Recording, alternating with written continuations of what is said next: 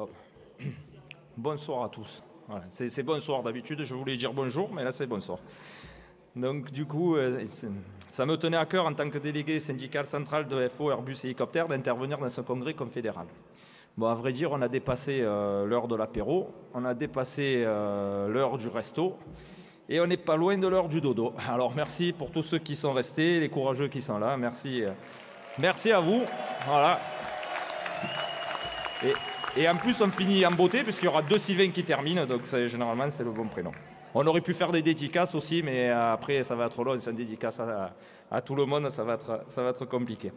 Mais je voulais aussi remercier, même si on est moins nombreux, toute l'équipe de Rouen qui a travaillé pour cet événement et qui œuvre chaque jour de cette semaine pour que tout se passe bien. Bravo à eux, et je pense qu'ils méritent des applaudissements, même s'ils ne vont peut-être pas entendre partout, mais bravo à eux en tout cas. Et aussi au personnel de nettoyage, parce que je vois qu'il y a beaucoup de boulot depuis ces quelques jours. Bon, passons dans le vif du sujet. Nous n'avons pas tous les mêmes idées dans cette salle, mais la force de notre syndicat est cette mixité d'idées, d'avis et de visions pour défendre les salariés, car n'oublions pas la base, nous sommes tous des syndicalistes et nos syndicats sont libres et indépendants. La période dans laquelle nous sommes depuis quelques années met à mal les syndicats. Du 49.3, des ordonnances Macron en passant par les différentes lois travail, entre autres, un coup de massue sur la confiance des salariés envers tous les corps intermédiaires a été fait.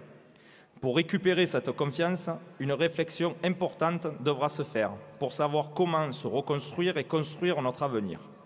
Cette période que nous vivons actuellement déstabilise tout un système syndical, que ce soit avec la création du CSE, la baisse des moyens syndicaux, la tempête covidienne, et maintenant la guerre en Ukraine et la situation dramatique que vivent la Chine et qui impacte les industries françaises.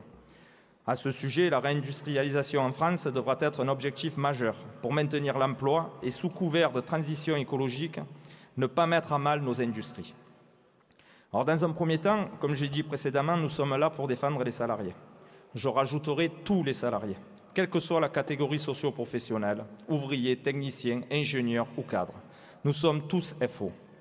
Pendant cette tempête covidienne, au-delà de la crise sanitaire, nous avons vécu une division du pays que l'on ne peut accepter.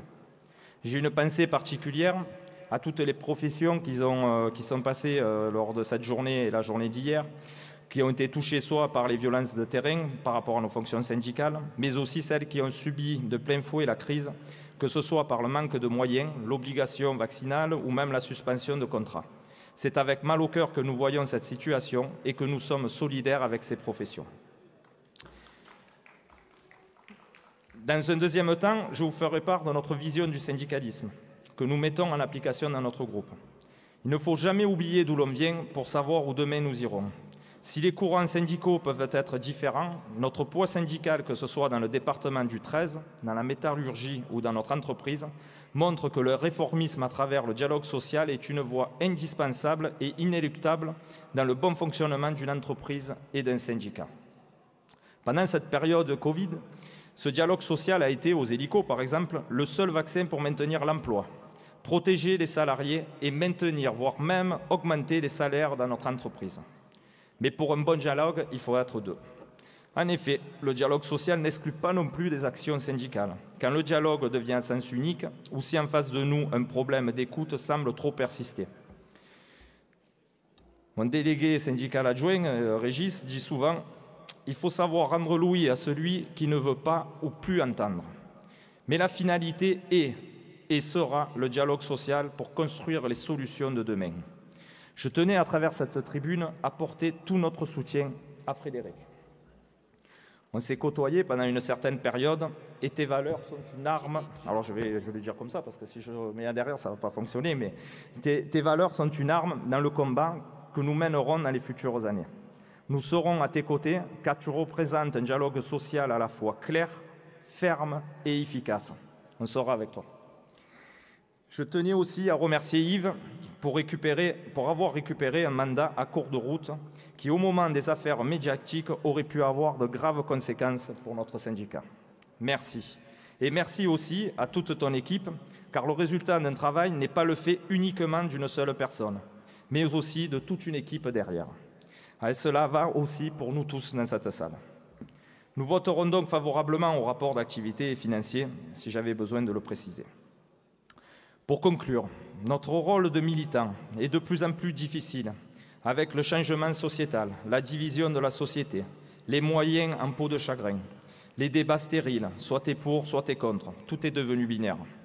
Cependant, on ne pourra pas le faire seul. Il faudra que l'on s'aide, tous ensemble.